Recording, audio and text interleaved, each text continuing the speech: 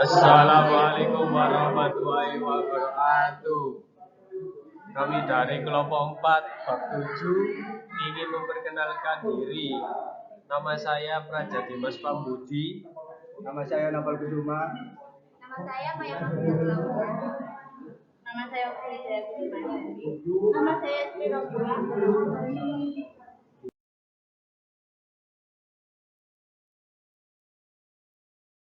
Pengertian motivasi. Motivasi merupakan salah satu fungsi manajemen yang telah lama dikenal dan menimbulkan beberapa permasalahan yang cukup sulit dan penting untuk dipecahkan. Motivasi dapat didefinisikan sebagai proses untuk menggerakkan orang lain agar bisa bertindak sesuai dengan tujuan organisasi. Contohnya manajer. Manajer bisa mengarahkan orang lain, baik secara kelompok maupun individu, agar bisa melaksanakan aktivitasnya dengan terarah. Dengan demikian, motivasi memiliki 3 unsur. Yang pertama upaya, yang kedua perilaku, dan yang terakhir kebutuhan. Yang pertama upaya. Upaya ini merupakan unsur untuk mendorong orang lain, baik secara kelompok maupun individu, agar bisa melakukan sesuatu yang belum pernah dilakukan dan bisa mengulangi hal-hal yang baik. Yang kedua, perilaku. Unsur ini berkaitan dengan reaksi pada diri kita, di mana kita bertindak untuk melakukan sesuatu atau aktivitas ke arah yang lebih baik. Yang terakhir adalah kebutuhan. Kebutuhan adalah suatu keadaan di mana hasil usaha tertentu menjadi lebih menarik. Kebutuhan menimbulkan rangsangan pada diri seorang sehingga menimbulkan perilaku dalam pencarian untuk mencapai tujuan-tujuan tertentu. Ada 2 macam motivasi. Yang pertama motivasi intrinsik, yang kedua motivasi ekstrinsik.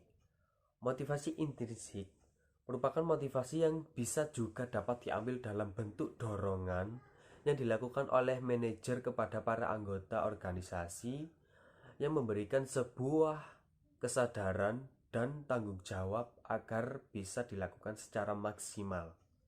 Ekstrinsik, motivasi ekstrinsik ini Motivasi ekstrinsik ini yaitu berupa dorongan kepada orang lain melalui gaji, fasilitas, dan keperluan lain atau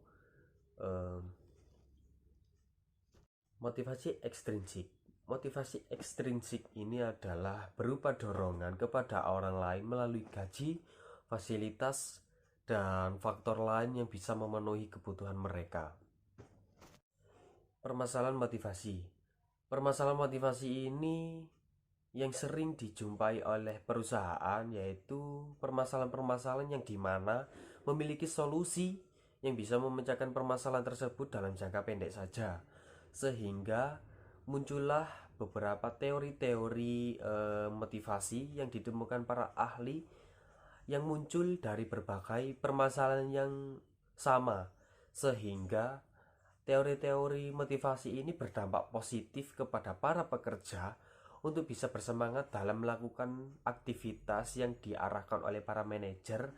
Dengan hal tersebut, perusahaan akan mengalami kinerja yang cukup maksimal dan sesuai dengan harapan.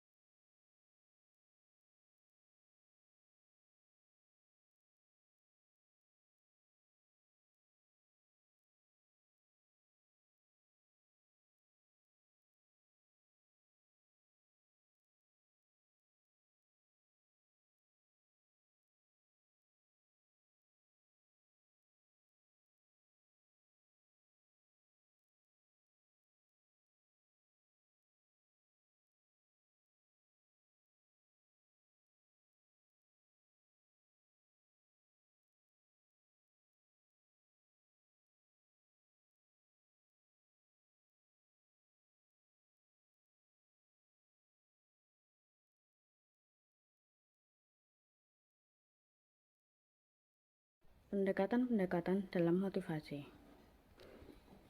Motivasi dapat dipandang ke dalam 3 pendekatan. Antara lain, pendekatan tradisional, pendekatan hubungan manusia, dan sumber daya manusia. Sebagaimana dapat dilihat dalam 3 tabel berikut. Yang pertama, pendekatan tradisional. Pendekatan tradisional ini menitikberatkan pada pengawasan dan pengarahan melalui penerapan job specialization untuk meningkatkan produktivitas. Yang kedua, pendekatan hubungan manusia. Pendekatan hubungan manusia ini merupakan faktor-faktor kelompok, hubungan antar manusia, dan sikap karyawannya. Yang ketiga, pendekatan sumber daya manusia. Pendekatan sumber daya manusia ini kebutuhan untuk berprestasi dan memperoleh pekerjaan yang berarti. Teori X dan Y. Teori X dan Y ini menjelaskan bahwa terdapat 2 pandangan berbeda mengenai sifat manusia dalam menghadapi pekerjaan, yaitu teori X dan Y. Pada teori X ini mengasumsikan bahwa karyawan tidak menyukai kerja, malas, menghindari tanggung jawab, dan harus dipaksa agar bisa berkinerja dengan baik. Sedangkan teori Y mengasumsikan bahwa karyawan menyukai kerja kreatif, menginginkan tanggung jawab, dan melakukan pengarahan diri.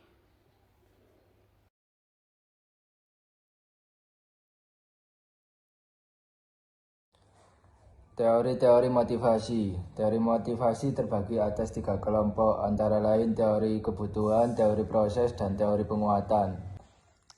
Pertama, teori kebutuhan. Pada awalnya, teori motivasi terdiri dari teori kebutuhan, teori X dan Y, dan teori 2 faktor. Teori hierarki kebutuhan. Teori motivasi yang paling dikenal oleh masyarakat adalah teori hierarki kebutuhan yang dikemukakan oleh Abraham Maslow pada tahun 1954. Yang kedua ada teori 2 faktor.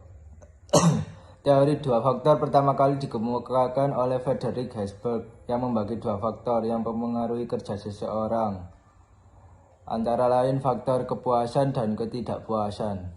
Yang ketiga ada teori ERG yang dikemukakan oleh Clayton Alderfer. Yang keempat ada teori motivasi 3 kebutuhan yang dikemukakan oleh McClellan. Motivasi untuk berprestasi, motivasi untuk berkuasa, dan motivasi untuk berafiliasi. Yang selanjutnya ada teori pengharapan yang dikemukakan oleh Viktor Fromm yang mengatakan bahwa motivasi seseorang mengarah pada suatu tindakan yang bergantung pada kekuatan pengharapan, diikuti oleh hasil tertentu. Selanjutnya ada teori Porter-Lawler yang merupakan teori pengharapan yang ditunjukkan kepada para manajer. Kemudian ada teori keadilan yang dikemukakan oleh psikolog sosial yaitu J. Stacy Adams yang mengatakan bahwa kepuasan merupakan tingkat keadilan yang diterima seseorang dalam pekerjaan. Kemudian ada teori evaluasi kognitif. Teori evaluasi kognitif berargumen bahwa bila penghargaan ekstrinsik digunakan sebagai hadiah untuk meningkatkan kinerja. Dan kemudian yang terakhir ada teori penguatan yang dikemukakan oleh B.F. Skinner, seorang ahli psikologi yang menganalisis tentang tingkah laku manusia di masa lampau untuk bertindak di masa yang akan datang.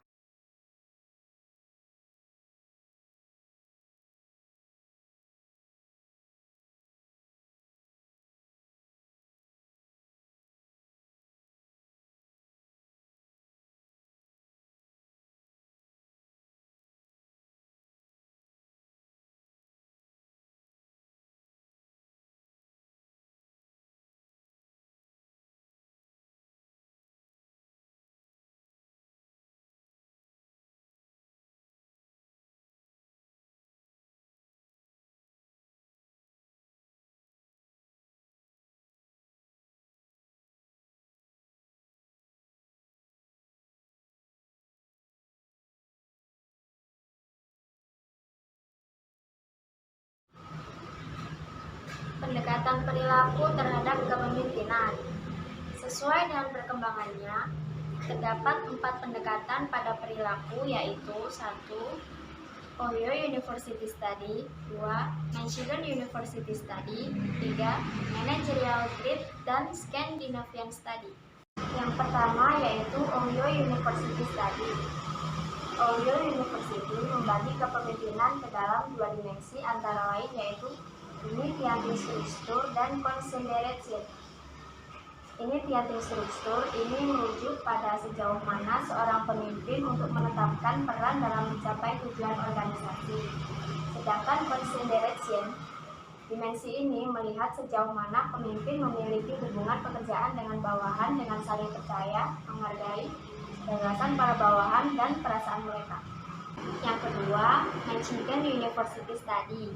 Para peneliti pada Michigan University membedakan pemimpin ke dalam pemimpin yang berorientasi pada karyawan atau employee-oriented leader dan yang berorientasi pada produksi atau production-oriented leader. Sasaran yang diutamakan peneliti di sini adalah produktivitas dan kepuasan kerja yang tinggi. Employee-oriented leader. Employee-oriented leader ini mendorong agar para anggota organisasi berpartisipasi dalam menentukan tujuan organisasi dan keputusan lain yang berkaitan dengan pekerjaan serta membantu dalam memastikan prestasi kerja yang tinggi dengan membangkitkan kepercayaan dan penghargaan. Production-oriented leader. Production-oriented leader cenderung menerapkan pada aspek teknis dengan menetapkan standar kerja yang kaku, mengorganisasikan tugas secara detail, menetapkan metode kerja yang harus diikuti, dan mengawasi pekerjaan karyawan secara ketat dalam mencapai tujuan. Para peneliti Michigan University lebih menyukai pemimpin yang berorientasi pada karyawan karena terkait dengan produktivitas dan kepuasan kerja yang tinggi. Yang ketiga yaitu managerial grid. Nah, pada gambar managerial grid ini terdapat 81 kotak pada berbagai posisi, di mana masing-masing ada 9 posisi vertikal dan horizontal yang merupakan tempat pemimpin berada. Pemimpin yang berada pada kotak 1,1 menaruh perhatian rendah pada manusia dan tugas atau produksi dengan gaya kepemimpinan memiskinkan.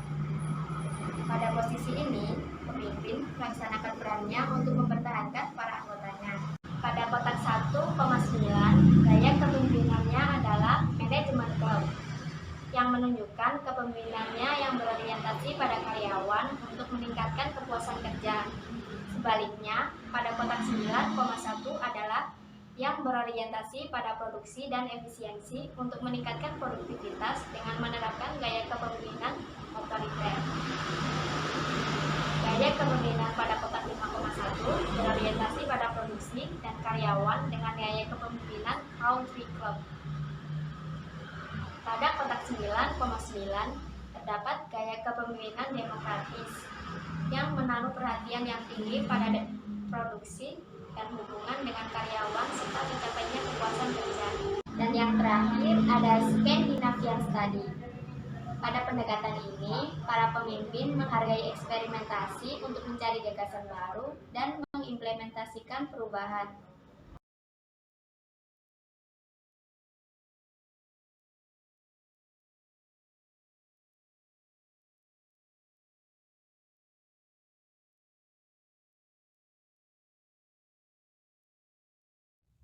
Pendekatan kontingensi terhadap kepemimpinan dibagi dalam 5 model. 1. Feeder model menekankan pada kinerja kelompok yang efektif dengan memadukan gaya pemimpin dalam berinteraksi dengan bawahan dengan berpengaruh kepada pemimpin. 3. Dimensi kepemimpinan yang efektif. 1. Hubungan pemimpin dan anggota. Mengetahui efektivitas pemimpin diukur dengan keyakinan, kepercayaan, dan hormat kepada atasan. 2. Struktur tugas, yaitu tugas terstruktur dan tidak terstruktur. Tugas struktur ialah tugas yang mudah dikerjakan. Tugas tidak struktur ialah tugas yang berjalan tidak sesuai prosesnya, sehingga sulit dikerjakan. Kekuasaan jabatan. Pengaruh pemimpin terhadap kekuasaan dalam organisasi, seperti pekerjaan, memecat, mendisiplinkan, dan menaikkan gaji. 2. Situational leadership model adalah gaya kepemimpinan yang efektif bergantung pada tingkat kesiapan dan kedewasaan para pengikutnya. 3. Leader member agent adalah pemimpin membangun kelompok dalam dan luar. Kelompok dalam yaitu mereka yang dipercayai memperoleh perhatian lebih dari pemimpin dan mendapat hak lebih istimewa. Kelompok luar, sedikit perhatian dan dari pemimpin, sedikit imbalan. Hubungan atasan bawahan didasarkan pada otoritas formal. 4. Global model. Fungsi utama pemimpin membantu para bawahan untuk mencapai tujuan organisasi. 4. Perilaku pemimpin. 1. Directive leadership. Bawahan mengerti apa yang diharapkan pemimpin. Pemimpin memberikan arahan spesifik dalam menyelesaikan tugas. Supportive leadership.